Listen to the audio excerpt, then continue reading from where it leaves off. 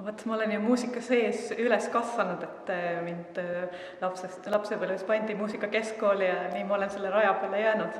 Küll mitu korda olen vahetanud suunda ja endas alati olnud kahtleval seisukohal. Et alguses üritasin saada pianistiks, seda minust ei saanud. Siis õppisin mõnda aega koorijuhtimist. Ka tundus kahtlane, et ei meeldinud publiku ees niimoodi seista ja nii lõpuks proovisin heliloomingut. Kuna mulle meeldis ka kirjutamisega tegeleda ja kunstiga, et siis olen jäänud heliloomingu peale nüüd pidama viimased 20 aastat. Tahtsin proovida, et kas suudan ise ka helisid luua ja neid organiseerida.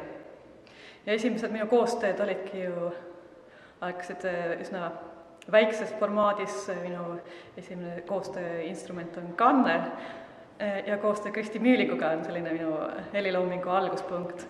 Ja sellest arenesid asjad järjest edasi ja Eesti muusikaringkond on ju ka üsna pisike ja kõik tunnevad üksteist, et selles mõttes on väga kuidagi lihtsam ka neid kontakte niimoodi tekitada ja muusikutel on olnud huvi mu teoste suhtes ja ka ütleme nüüd, kui olen elanud Rootsis, on minu meelest just siit Eestist see huvi suurenenud. Ja ütleme, mõnes mõttes on ka eelis see, et on niimoodi kahepaikne kahel maal, mis on ka ütleme sealt Rootsi poole pealt tulnud. Kuigi tunduvalt vähem, aga siiski on tulnud ka selliseid koostööpakkumisi. Nii et selles mõttes ma olen eluga rahul kui helilooja.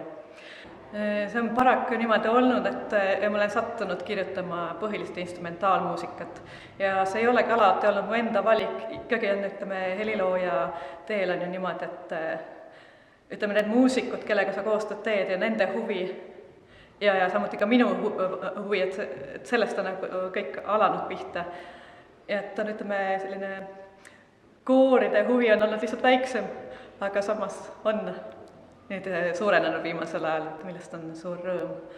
Ja ma ise märkan, et enda stiilist rääkides, mul on üsna eklektiline stiil, et ma varieerin mitmete selliste stiilelementidega, et pigem võiks öelda, et koorile kirjutamisel on mul omad jooned ja ütleme ka instrumentaalmuusikale näiteks teised jooned ja siis ma töötan üsna palju ka elektroonikaga, et seal on omad sellised töövõtted ja kõlad, ütleme, mis mulle on lähedased, et ma ise näen küll selliseid erinevusi kõigis endast just eri valdkonnades.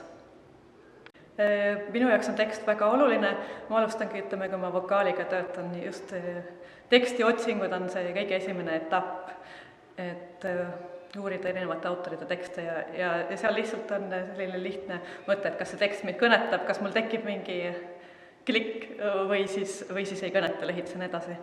Ja tekstist lähtuvalt ma ikkagi töötan, et see teksti aspekt on väga oluline. Ja ma üritan, ütleme, teksti eri nüansse ka niimoodi esile tuua.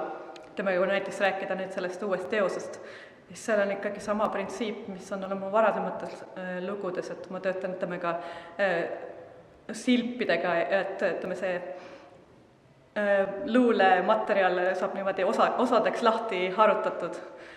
Et selles mõttes see on üsna selline mosaiigiline kohati. Kristiina Ehin on nüüd kirjutanud mine uue teose sõnad ja mul on kodus Kristiina mitmeid luulekogumikke ja ma olen üsna mitmetele tema luuletustele kirjutanud. Ja sattusin just lugema seda nii inglise kui ka eesti keeles ja tekkis selline intrigeeriv mõte, et komponeerida. See ongi nagu kahe teose kirjutamine, et kuna inglise keeles on omad nüansid ja eesti keeles omad nüansid, siis ma tegelikult kirjutasingi praktiliselt 2 teost just tekstist lähtuvalt, et teksti nüansid jõuaksid esile, mis selle tunduvad olulised. Minu jaoks on see teos ka nagu seisund, et ta on ju vägagi staatiline, põhineb sama kõla peale, mis ütleme, laieneb ja siis väheneb nagu tagasi. Kogu teose vorm ongi selline, et algab nagu keskelt ja laienedes siis nagu tagasi. Ütleme, selle keelekasutuse mõttes ma mõtlesin, et enda tekib selline nagu vastandite mõte. Yin no yang on võib-olla vale öelda, aga ütleme see eesti ja inglise keel, et nad on mingis mõttes nagu omavahelises kontrastis võib-olla. Võib-olla see ei ole mingi konflikt, aga ikkagi üsnagi erinevad. Seal tekivad mingid erinevad poollused mu enda jaoks, et ta on selline staatiline ja meditatiivne seisundi muusika